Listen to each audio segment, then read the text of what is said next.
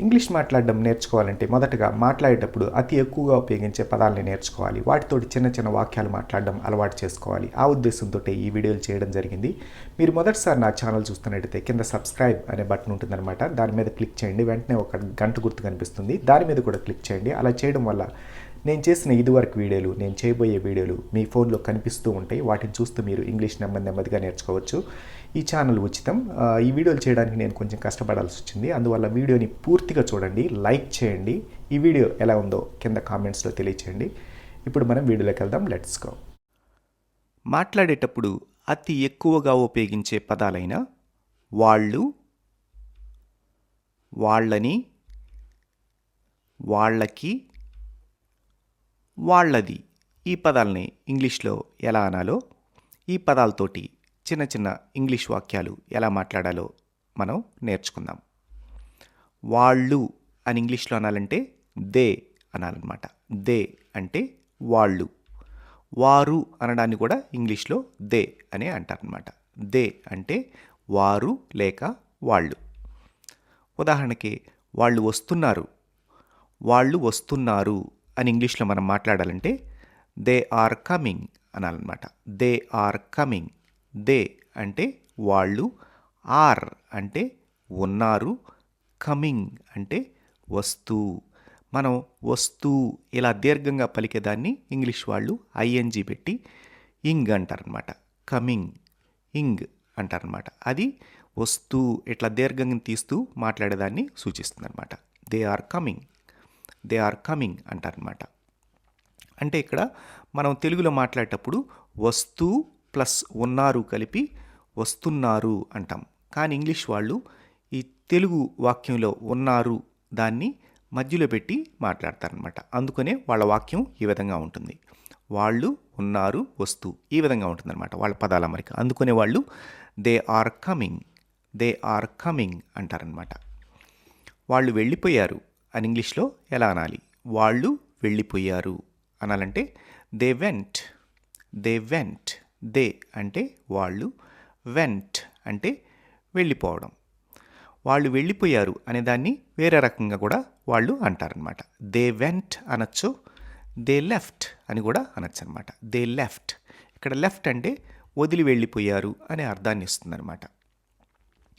మాట్లాడేటప్పుడు వాళ్ళు వెళ్ళిపోయారు అనడానికి దే లెఫ్ట్ అని అంటారు, దే వెంట్ అని కూడా అంటారనమాట. వాళ్ళకి అని ఇంగ్లీష్లో అనాలంటే ఈ వాళ్ళకి పదాన్ని మనం కొంచెం జాగ్రత్తగా గమనించాలన్నమాట. వాళ్ళకి అనే పదం కర్తగా ఉపయోగించబడితే దే అనే అంటారనమాట. అంటే ఆ వాక్యంలో వాళ్ళకి అనేది కర్త అనమాట. అంటే వాళ్ళకి అనేదే ఆ పని చేస్తుంది. ఉదాహరణకి కొన్ని వాక్యాలు తీసుకుందాం. వాళ్ళకి, వారికి ఈ రెండింటిని కూడాను దే అనే అంటారనమాట. వాళ్ళకి, వారికి ఆ వాక్యంలో కర్తగా ఉపయోగించబడితే దే అనే అంటారనమాట. వాళ్ళకి సహాయం కావాలి. ఈ వాక్యం తీసుకున్నట్టయితే వాళ్ళకి సహాయం కావాలి. ఈ వాక్యంలో వాళ్ళకి అనేది కర్త అనమాట. ఇక్కడ వాళ్ళకి అనేది కర్త, సహాయం అనేది కర్మ, కావాలి అనేది క్రియ. వాళ్ళకి సహాయం కావాలి అని ఇంగ్లీష్లో అనాలంటే దే వాంట్ హెల్ప్ అంటారనమాట. They want help. దే అంటే వాళ్ళకి, వాంట్ అంటే కావాలి, హెల్ప్ అంటే సహాయం. దే వాంట్ హెల్ప్ అంటారనమాట. అంటే ఇక్కడ వాళ్ళకి అనేది ఈ వాక్యంలో కర్తగా ఉపయోగించబడినప్పుడు దే అనే మాట్లాడతారనమాట. దే వాంట్ హెల్ప్ అంటే వాళ్ళకి సహాయం కావాలి అని ఇంగ్లీష్లో చెప్పడం. వాళ్ళకి తెలుసు. ఈ వాక్యం గమనించినట్లయితే ఈ వాక్యంలో రెండే పదాలు ఉన్నాయి. వాళ్ళకి అనేది కర్త. వాళ్ళకి తెలుసు అనాలంటే ఇక్కడ వాళ్ళకి అని చెప్పడానికి దే అని ఉపయోగించాలన్నమాట. They know. వాళ్ళకి తెలుసు అని ఇంగ్లీష్లో అనాలంటే దే నో అనాలన్నమాట. దే అంటే వాళ్ళకి, నో అంటే తెలుసు. వాళ్ళకి తెలుసు అనాలంటే దే నో అనాలి. వాళ్ళకి తెలియదు, వాళ్ళకి తెలియదు అని ఇంగ్లీష్లో అనాలంటే దే డోంట్ నో అనాలన్నమాట. They don't know. ఇక్కడ డోంట్ అనేది నోకి ముందు పెడితే వ్యతిరేక అర్థాన్ని ఇచ్చేస్తుంది అనమాట. దే డోంట్ నో కలిపి తెలియదు అనే అర్థాన్ని ఇస్తుందన్నమాట. దే డోంట్ నో అనాలన్నమాట. దే డోంట్ నో అంటే వాళ్ళకి తెలియదు అని ఇంగ్లీష్లో చెప్పడం అన్నమాట. వాళ్ళకి అనేది కర్మగా వాక్యంలో ఉపయోగించబడితే దెమ్ అనే పదాన్ని ఉపయోగించాలన్నమాట. ఈ వాళ్ళకి అనే పదం ఆ వాక్యంలో కర్మగా ఉంటే దెమ్ అనేది ఉపయోగించాలి. ఇక్కడ దెమ్ అనే పదంతో ఇది కర్మరూపం అనమాట. దీంతో మనం ఇంగ్లీష్ వాక్యం మొదలుపెట్టి మాట్లాడకూడదు. అంటే ఇక్కడ వాళ్ళకి అనేది వీళ్ళు అంటే వాళ్ళు వేరే వాళ్ళతోటి ఆ పని చేయించుకుంటారనమాట ఆ వాక్యంలో. అంటే వాళ్ళకి అనేది ఆ వాక్యంలో కర్మగా ఉంటుంది. అంటే వేరే వాళ్ళు వాళ్ళకి ఆ పని చేస్తారనమాట. అంటే ఈ వాళ్ళు అనేవాళ్ళు ఆ వాక్యంలో పని చేయించుకుంటూ ఉంటారు. అలాంటి సందర్భంలో వాళ్ళకి అనే వాక్యాల్లో దెమ్ ఉపయోగించాలన్నమాట. ఈ దెమ్ అనేది కర్మరూపం అనమాట. ఓకే, కొన్ని వాక్యాలు చూద్దాం.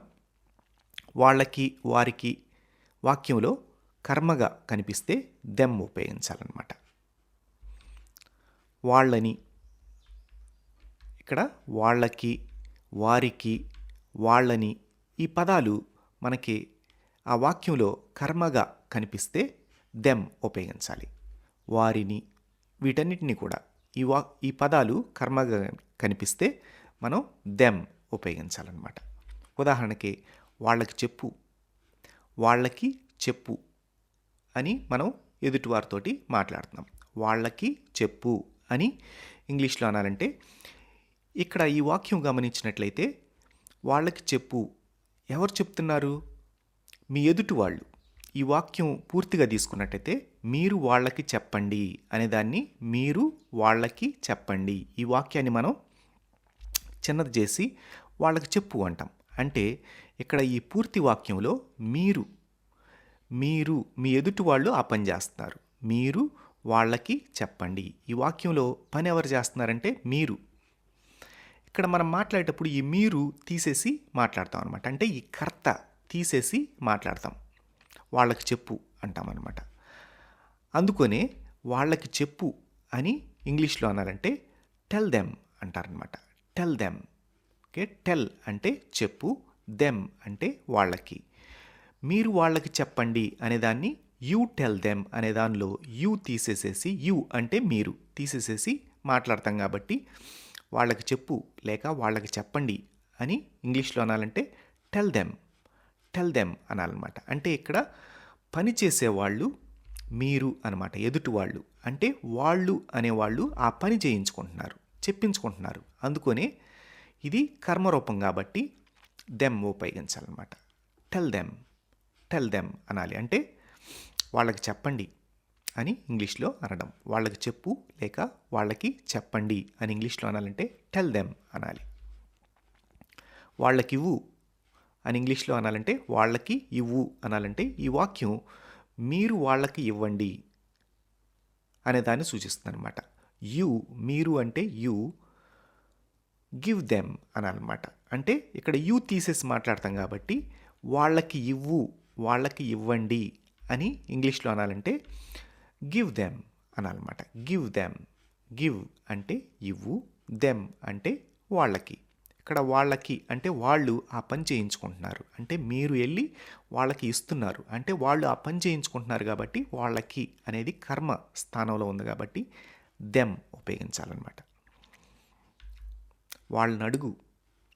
వాళ్ళని అడుగు అని ఇంగ్లీష్లో అనాలంటే ఈ వాక్యం పూర్తిగా తీసుకున్నట్టయితే మీరు వాళ్ళని అడగండి అనే దానిలో మీరు తీసేసి మనం మాట్లాడతాం అనమాట. అంటే కర్త తీసేసి మాట్లాడతాము. వాళ్ళని అనేది కర్మ అనమాట. అందుకొని వాళ్ళని అడగండి లేక వాళ్ళని అడుగు అని ఇంగ్లీష్లో అనాలంటే ఆస్క్ దెమ్ అంటారనమాట. ఆస్క్ అంటే అడుగు, దెమ్ అంటే వాళ్ళని. కొన్ని సందర్భాల్లో ఈ దే అనే పదాన్ని వస్తువులకు కూడా ఉపయోగిస్తారనమాట. అవి అని చెప్పడానికి కూడా దే అనే అంటారనమాట. అది మనం జాగ్రత్తగా అర్థం చేసుకోవాలి. అంటే ఎదుటి వ్యక్తి చెప్తుంది మనుషుల గురించి అయితే వాళ్ళు అని అర్థం చేసుకోవాలి. వస్తువుల గురించి అయితే అవి అని అర్థం చేసుకోవాలన్నమాట. అవి బాగున్నాయి, అవి బాగున్నాయి అనడానికి వాళ్ళు ఒక్కొక్కసారి దే ఆర్ గుడ్ అంటారనమాట. దే ఆర్ గుడ్ అంటే వస్తువుల గురించి మాట్లాడుతున్నారు కాబట్టి అక్కడ దే అంటే అవి అని అర్థం చేసుకోవాలి. ఆర్ అంటే ఉన్నాయి, గుడ్ అంటే అవి బాగున్నాయి అనడానికి దే ఆర్ గుడ్ అంటారనమాట.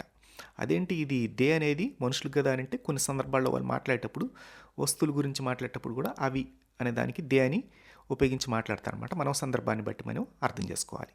ఈ వస్తువులు ఇప్పుడు దే ఆర్ గుడ్ అంటే వస్తువుల గురించి మాట్లాడుతూ ఉంటే అవి బాగున్నాయి అని అర్థం చేసుకోవాలి. మనుషుల గురించి మాట్లాడుతూ ఉంటుంటే దే ఆర్ గుడ్ ఈ వాక్యం ఎలాంటి అర్థం ఇస్తుందంటే వాళ్ళు మంచివాళ్ళు అని అర్థాన్ని ఇస్తుంది అనమాట. వాళ్ళు మంచివాళ్ళు, అవి బాగున్నాయి, ఈ రెండింటిని కూడాను వాళ్ళు దే ఆర్ గుడ్ అంటారు. అంటే సందర్భాన్ని బట్టి మనం ఎదుటి వాళ్ళు దేని గురించి చెప్తున్నారో దాన్ని అర్థం చేసుకోవాలన్నమాట. అవి బాగున్నాయి అనడానికి వేరే వాక్యం ఉపయోగించి కూడా మాట్లాడచ్చు అనమాట. అవి అని వస్తువులను అనాలంటే దోజ్, దోజ్, దోజ్ అంటే అవి. ఈ దోజ్ అనే పదం అవి అనేది సూచిస్తుంది అనమాట. అవి బాగున్నాయి అనడానికి దోజ్ ఆర్ గుడ్ అని కూడా అనొచ్చు అనమాట. దోజ్ ఆర్ గుడ్ అని కూడా అనొచ్చు. అవి బాగాలేవు, అవి బాగాలేవు అనడానికి ఒక్కొక్కసారి వాళ్ళు దే ఆర్ నాట్ గుడ్ అంటారనమాట. They are not good. ఈ దే అనే పదాన్ని ఒక్కోసారి అవి అని చెప్పడానికి కూడా ఉపయోగిస్తారనమాట. సందర్భాన్ని బట్టి మనం అర్థం చేసుకోవాలి. They are not good, they are not good అంటే అవి బాగాలేవు అని చెప్పడం. అదే వ్యక్తుల గురించి మాట్లాడుతున్నట్టయితే దే ఆర్ నాట్ గుడ్ అంటే వాళ్ళు మంచివాళ్ళు కాదు అలాంటి అర్థాన్ని కూడా ఇస్తుందన్నమాట. అది మనం సందర్భాన్ని బట్టి అర్థం చేసుకోవాలి. అవి బాగా లేవు అనడానికి దోజ్ ఆర్ నాట్ గుడ్ అని కూడా అనొచ్చు అనమాట. దోజ్ ఆర్ నాట్ గుడ్ అంటే అవి బాగా లేవు అని చెప్పడం అవుతుందన్నమాట. దోజ్ ఆర్ నాట్ గుడ్ అని అనొచ్చు అనమాట. ఈ దోజ్ అనేది వస్తువులకి ఉపయోగిస్తారనమాట. దోజ్ అంటే అవి. ఇవి అనడానికి ఇంగ్లీష్లో ఉదాహరణకి మీ దగ్గర ఏమైనా వస్తువులు ఉన్నాయి, ఇవి అనడానికి దీస్ అంటారనమాట. దీస్ అంటే ఇవి. ఉదాహరణకి ఇవి బాగున్నాయి, ఇవి బాగున్నాయి అని ఇంగ్లీష్లో అనాలంటే these are good, these are good. These అంటే ఇవి, ఆర్ అంటే ఉన్నాయి, గుడ్ అంటే బాగుగా. ఇవి బాగున్నాయి ఇంగ్లీష్లో అనాలంటే these are good, these are good అనాలన్నమాట. ఇవి బాగాలేవు, ఇవి బాగాలేవు అనాలంటే దీస్ ఆర్ నాట్ గుడ్. ఇక్కడ నాట్ పెడితే వ్యతిరేక అర్థాన్ని ఇస్తుందన్నమాట. These are not good, these are not good అంటే ఇవి బాగాలేవు అని ఇంగ్లీష్లో చెప్పడం అనమాట. ఆర్ నాట్ కలిపి లేవు అలాంటి అర్థాన్ని ఇస్తుందన్నమాట ఈ వాక్యంలో. దీస్ ఆర్ నాట్ గుడ్ అంటే ఇవి బాగాలేవు అని ఇంగ్లీష్లో చెప్పటం. వాటిని, వాటిని అనడానికి కొన్ని సందర్భాల్లో దెమ్ అని కూడా ఉపయోగిస్తారనమాట.